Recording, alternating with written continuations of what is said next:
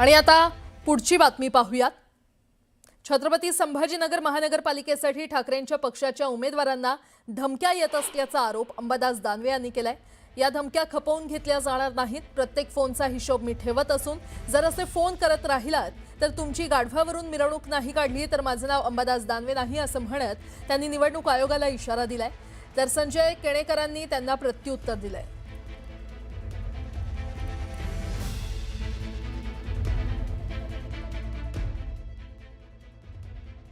सत्ताधारी पक्षाचे मंत्री शिवसैनिकांना जे उद्धवजी बाळासाहेब ठाकरे पक्षावरून उभे आहेत त्यांना दम देण्याचा प्रयत्न करतात, धमक्या देण्याचा प्रयत्न करतात आणि काही अधिकारी सुद्धा उमेदवारांना फोन करतात। मी एवढाच इशारा देतो की घोडा मैदान जवळ आहे, एकेकाचा हिशोब ठेवला जाईल।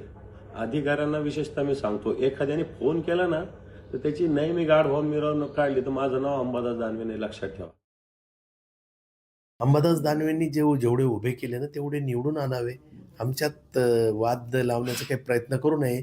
यांच्या अशा बोलण्यानं आमचे काही वाद लागतील आणि आम्ही आचारसंहिता उल्लंघन करून आम्ही काही एकमेकांच्या विरोधात बोलू, ही एवढी काही आमची आमची प्रगल्भता आहे, समजदारी आहे।